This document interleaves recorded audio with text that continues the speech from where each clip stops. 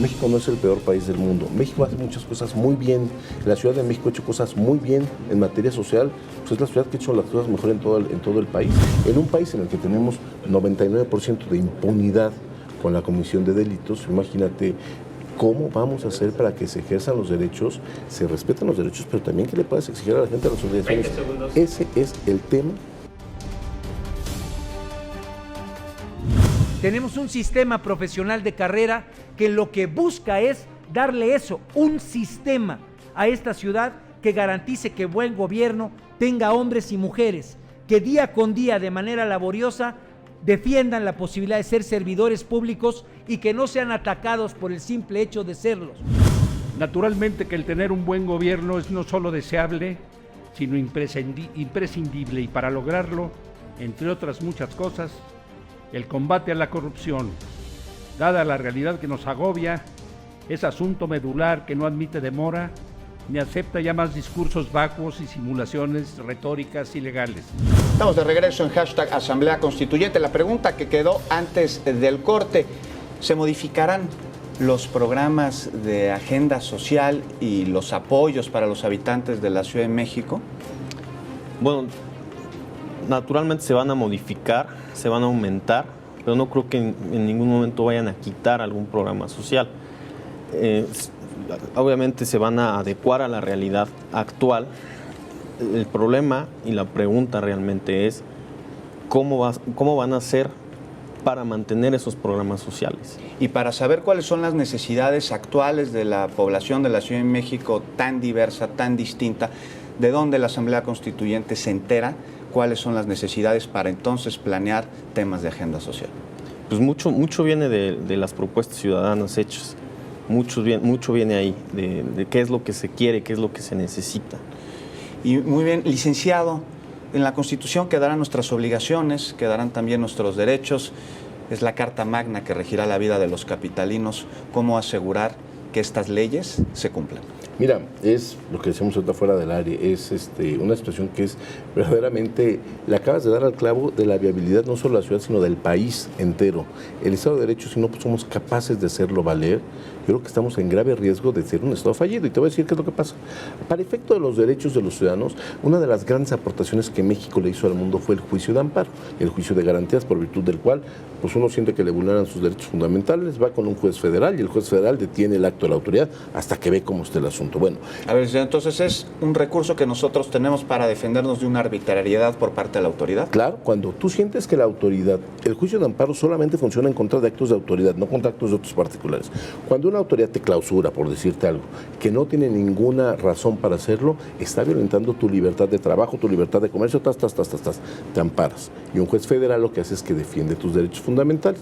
Pero eso está muy claro en materia de la Constitución General de la República. La Constitución del Distrito Federal o de la Ciudad de México está siendo muy vanguardista con la inclusión de nuevos derechos que van más allá de los mínimos que nos establece la Constitución Nacional. Van a tener que establecer mecanismos de defensa. De hecho, una de las cosas que están planteándose es la creación de un tribunal constitucional para el efecto de que cuando existan algún tipo de violaciones a esos derechos fundamentales pueda haber una defensa de un tribunal constitucional sin depender de los juzgados federales. Pero ahora viene la contraparte. ¿Cómo hacemos para que la gente cumpla con sus obligaciones? Y aquí hay una parte de la que nos vamos a tener que despojar, porque es algo que sin duda alguna ha hecho mucho daño a la ciudad, que es el clientelismo político. ¿Cuántas veces en esta ciudad, y en las historias de todos los que han gobernado, de todos los partidos y de todo, cuántas veces se hace omisa la autoridad en el cumplimiento de las obligaciones de determinados grupos por razones que tú quieras y mandes como los justifiquen, pero la verdad es que es por un clientelismo político que a ellos les interesa que determinados grupos sigan sintiendo una alianza o una deuda con las autoridades. ¿Surge de la impunidad esto? Surge de la impunidad, claro. ¿Cómo combatir la impunidad a través de la Constitución? Bueno, sencillamente a través de las leyes secundarias hay que dotar a esas leyes secundarias de mecanismos para que los ciudadanos puedan defenderse. Actualmente existen muchas leyes que fueron hechas por la Asamblea en su momento, donde sí se enuncian muchos derechos y se ven muy bonitos y todo, pero no te otorgan los mecanismos para hacer exigibles los derechos. Si no le das dientes a las leyes para que los ciudadanos se defiendan, no hay manera de que los puedas hacer valer. y nosotros, los ciudadanos, los habitantes de la Ciudad de México, realmente vamos a ver un cambio con nuestra Constitución en el día a día, en nuestra cotidianeidad, en los distintos ámbitos que nos competen? ¿Vamos a mejorar? Mira, yo creo con toda franqueza que sí, pero va a ser muy lento. Yo no sé si va a ser perceptible, porque finalmente la creación de un cuerpo constitutivo, que por eso se llama Constitución, porque constituye lo que es la piedra angular de toda la forma de organización del ciudadano con otros ciudadanos y del ciudadano de cara al Estado y el Estado entre sí, es decir, poderes del Estado entre sí, es algo que va a llevar muchos años. Pero yo creo que definitivamente, claro que lo estamos haciendo para mejorar, para que la ciudadanía en esta Ciudad de México y toda la gente que venga de fuera puedan gozar de un marco legal mucho más moderno de lo que es nuestro marco constitucional del 17, porque es del 17 saliendo de la revolución en la cual pues, los problemas sociales eran de otra índole, totalmente distinto, otro contexto. Entonces, yo creo que estamos trayendo la legislación constitucional hasta el siglo XXI por primera vez en lo que está pasando ahorita en el contexto del constituyente de la Ciudad de México. Un documento con una enorme importancia para la Ciudad de México y para el país. ¿Contamos con el tiempo suficiente a través del proceso de la Asamblea Constituyente para tener la Carta Magna que nos va a regir? Bueno, se supone que debe de estar lista para finales ya de enero. Sin embargo, hasta el 22 de diciembre únicamente estaban aprobados 8 artículos y no en su totalidad. Todavía tienen que pasar por una conferencia de armonización para que no contravenga la Constitución Federal. Entonces, se antoja complicado que pueda estar lista, pero esperemos que sí lo logren y que lo logren y bien hecho. La misma pregunta, licenciado, ¿contamos con el tiempo suficiente? ¿Estará lista nuestra Constitución tal y como la merecemos? Mira, yo con toda franqueza creo que no, pero te voy a decir una cosa que es lo que realmente me preocupa. Tú sabes que hay muchas ocasiones en las cuales nuestros poderes legislativos pues manejan el tiempo y los relojes a su modo.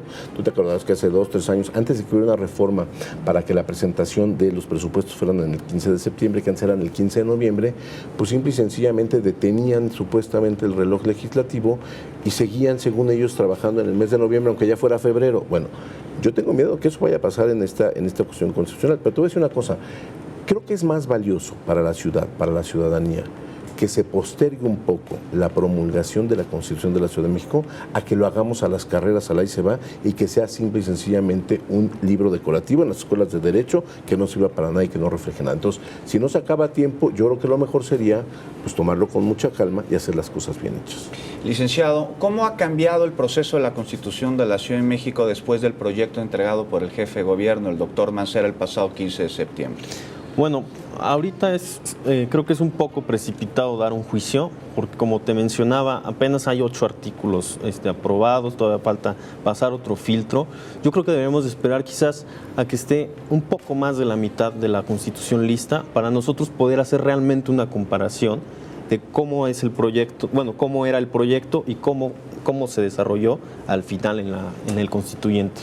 La misma pregunta, licenciado. El proyecto que entregó el jefe de gobierno el pasado 15 de septiembre se ha discutido mucho a través de las sesiones de pleno, de las sesiones de trabajo que se realizan en el Palacio de Minería, de las 8 comisiones que integran esta asamblea. Yo creo que ahorita hay una parte que es muy importante que está jugando, ¿no? Que es la opinión pública, que hoy tiene más capacidad de manifestarse a través de las redes sociales, los medios de comunicación.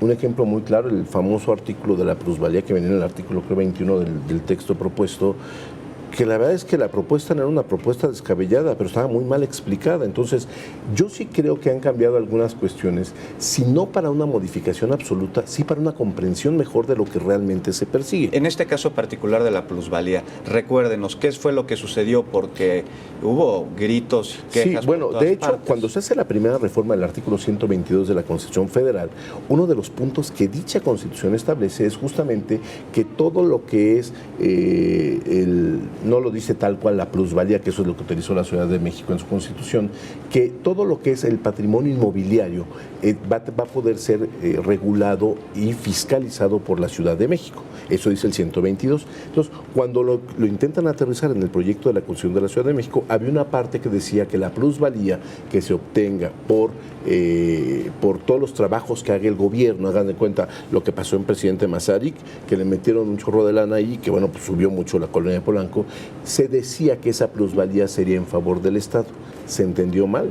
La gente empezó a entender que nos iban a quitar, yo compré a 2 millones y ahora vale 6 y le voy a dar 4 millones al gobierno. La gente lo entendió mal porque en realidad no se trataba de eso, se trataba de reconocer. No fue la intención jamás. No fue la intención. Y nuestra Constitución respecto a esto, será una Constitución que al leerla a los habitantes de la Ciudad de México la podamos entender sin necesidad de ser abogados. Respóndanme esta pregunta, por favor, regresando de un corte. Estamos en hashtag Asamblea Constituyente. Continuamos.